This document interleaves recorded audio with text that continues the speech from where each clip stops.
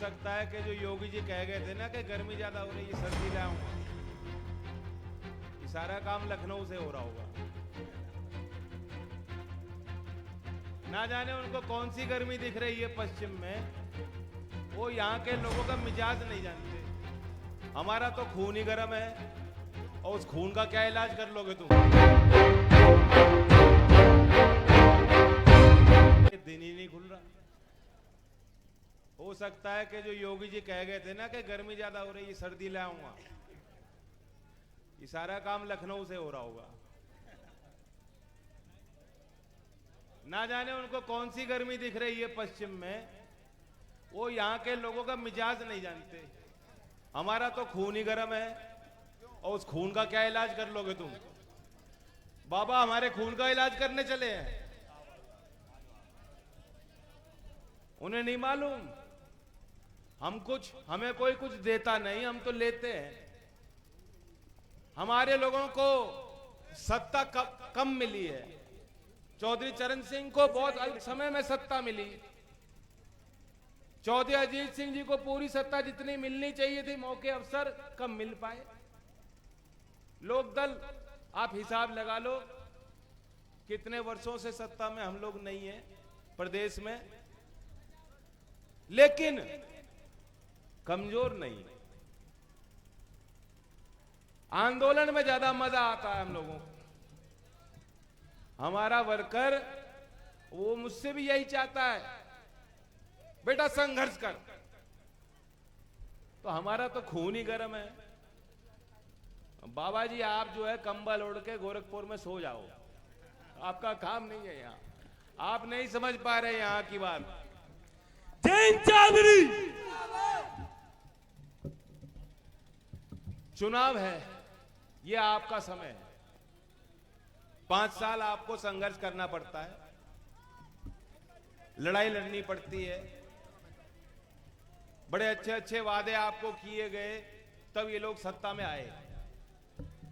और कोई छोटा आशीर्वाद नहीं दिया आपने, भरपूर आशीर्वाद दिया। झक के इनका झोला भर दिया आपने। पूरी बहुमत है, जो चाहे कर सकते। और क्या किया? आपके हाथ में एक टॉर्च दे दी और कहा लाठी ले लो और खेत में तार लगा लो और पूरी रात वहीं पहरेदारी करो। और क्या दिया? बिजली पूरे उत्तर भारत में सभी राज्यों में आपने तुलना कर सकते हो। बगल में आपका हरियाणा है, आपकी बिजली 5 साल वहां से महंगी थी कि नहीं थी? और क्यों थी? जिस पे जमीन है, जिसके घर में कोई नौकरी कर रहा है, वो फिर भी दे सकते हैं। लेकिन जो मजदूरी कर रहा है, जिसको रोज काम के लिए निकलना है, और उसे मालूम नहीं कि उसे काम कोई मिलेगा कि नहीं मिलेगा। जो रिक्शा चला रहा है, ठेली चला रहा है, वो कहां से दे देगा? 5,000 रुपए का बिल ऐसे ऐसे घरों पे आ रहा है, कहां से दे देगा वो? पूरे साल 5 साल इन्होंने वसूले। अब जो है इनको कपकपी चढ़ गई, कपकपी चढ़ रही है इनको कि चुनाव आ गया और पारा बढ़ने लगा उनका। वो नहीं जानते, हम तो पहले ही गर्म बैठे हैं। हम लोग तो पहले ही फैसला लिए बैठे। चुनाव के डर से आप वो कह रहे हैं छूट ले लो,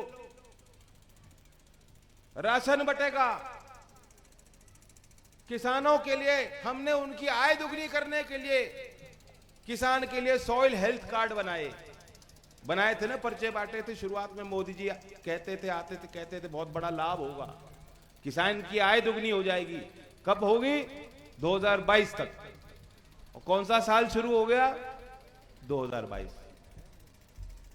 एक भी यहां कोई किसान हो, हिसाब हम लोग हिसाब नहीं लगाते। आपकी मजदूरी लग रही है, काम लग रहा है, पूरा परिवार उसमें लग रहा है। अगर आप जोड़ना शुरू करोगे, आप ये पाओगे कि खेती कोई फायदे का सौदा नहीं है। और जो भाव मंडी पे धान के, किसी भी फसल के, जो 2014 के पहले जो भाव मिल जाया करते थे, उसके बाद वो भाव लौटा नहीं है। लौटा है क्या? नहीं मिल रहा भाव। एक किसान यहां खड़ा होकर मुझे बता दे कि जिसकी आय दुगनी हुई हो। चिंता ना करो, कोई छापा नहीं पड़ने वाला। है कोई नहीं। जिंदाबाद जैन चौधरी, जैन चौधरी। और फिर ये जो नौजवान आज नारे ले रहे हैं, इनके अंदर जुनून है। कल मैं अलीगढ़ के दौरे से होके रात को यहां आया हूं, बता नहीं सकता। और सच पूछो तो इन्होंने ही सरकार बनाई थी भाजपा की। इसमें मुझे कोई गुरेज नहीं, कोई मलाल नहीं है।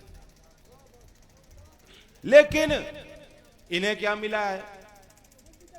इलाहाबाद विश्वविद्यालय में जब घुस के यूनिवर्सिटी के अंदर जो बच्चे तैयारी कर रहे हैं इम्तिहानों की, पढ़ रहे हैं, किस तरह से उनको घुस के मारा जाता है। यह अपमान हम सब का है, यह अपमान देश के भविष्य का है। नौकरी के लिए इनको न्योता दिया जाता है कि भर्ती होंगी, आ जाओ।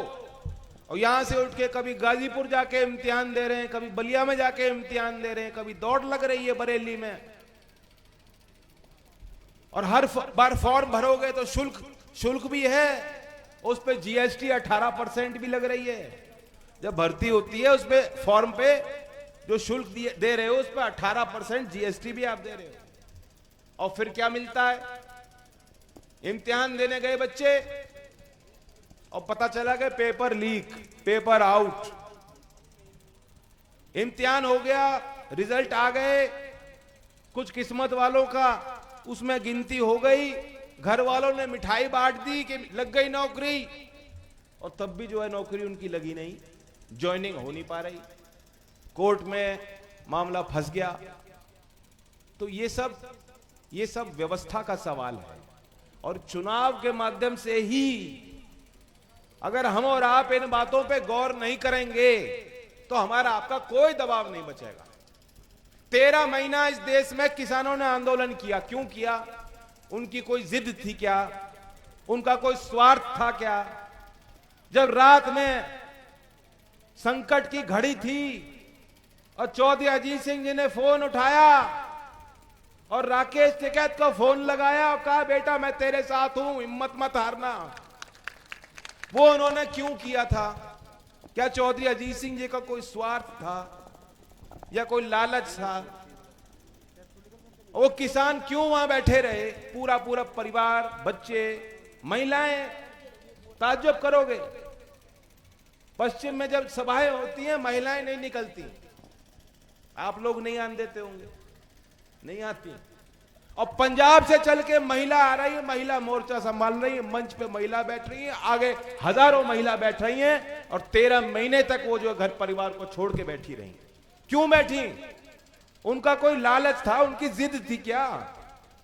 उनकी अस्तित्व की लड़ाई थी, वह हमारे लिए लड़ रही थी। इससे बड़ा आशीर्वाद क्या दे सकती थी वो हमें? जिद तो इनकी थी जो सरकार में बैठे हैं। कौन सी पट्टी बांधे बैठे हैं? वारे मोदी, वारे मोदी, वारे मोदी, बस यही चिल्लाना उनका काम है। आज वो आपके बीच आएंगे, कहें मैं भी किसानी करता हूं, मैं भी गांव से आता हूं, मैं भी तेरे पाल से आता हूं, रावत पाल से आता हूं। तब कहां गए थे? किस बिल में दुबक के बैठे थे? किस गुफा में आप बैठे थे?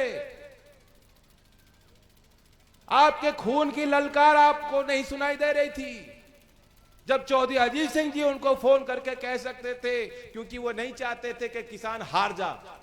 चौधरी साहब ने कहा मैं चुनाव हार जाऊंगा, मुझे फिक्र नहीं, लेकिन ये किसान जो बैठा है ये नहीं हारना चाहिए।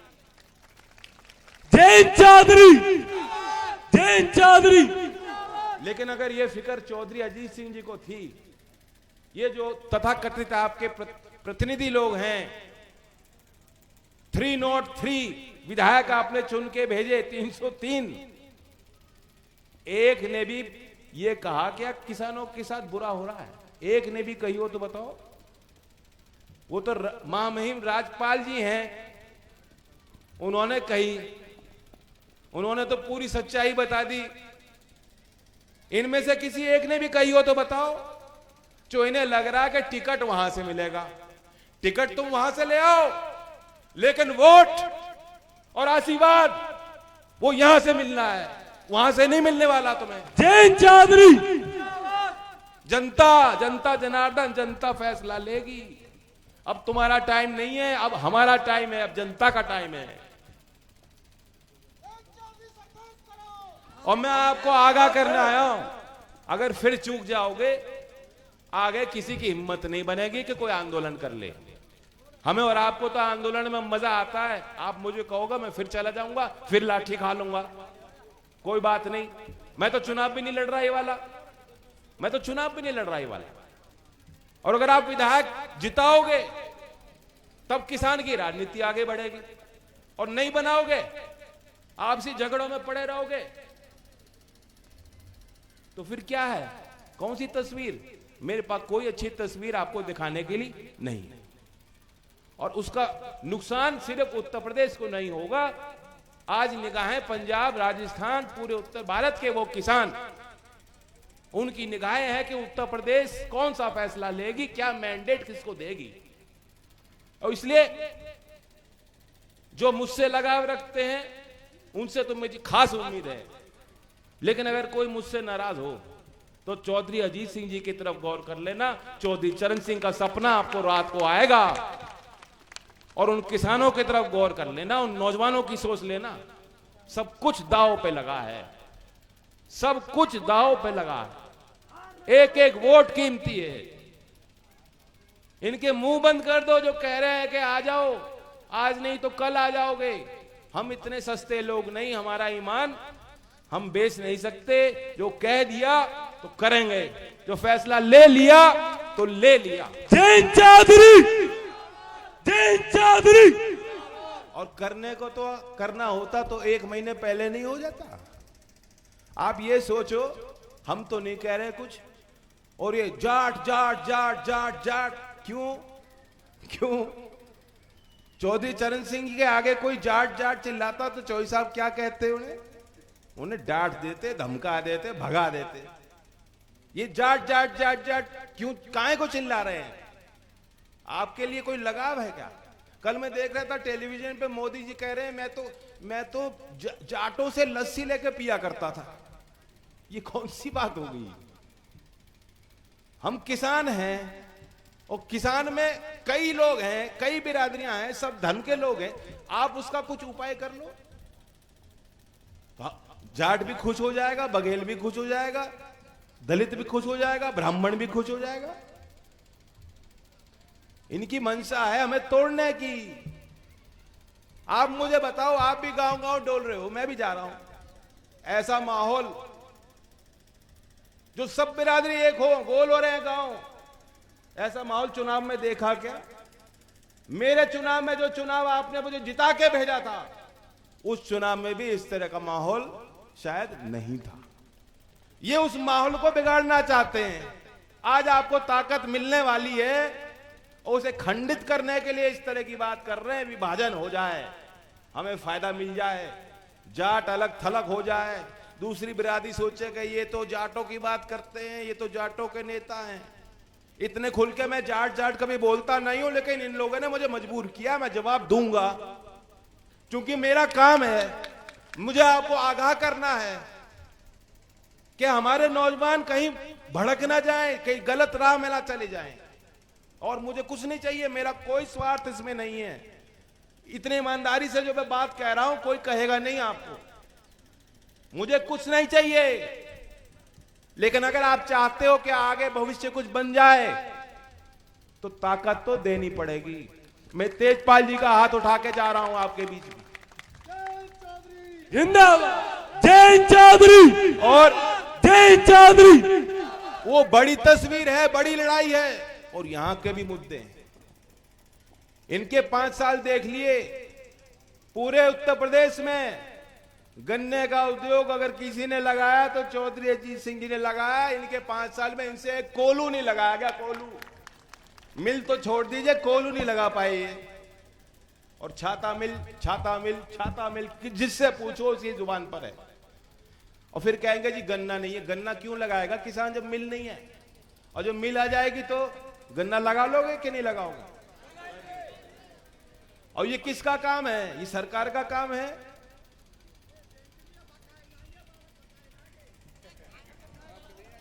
अब जो सही गलत की बात नहीं, वो तो पीछे हो गई, पीछे हो गई। मुझे भी कोई बात नहीं, हेमा मालिनी से हार गया, मैं भी बुरा नहीं मानता उस बात का।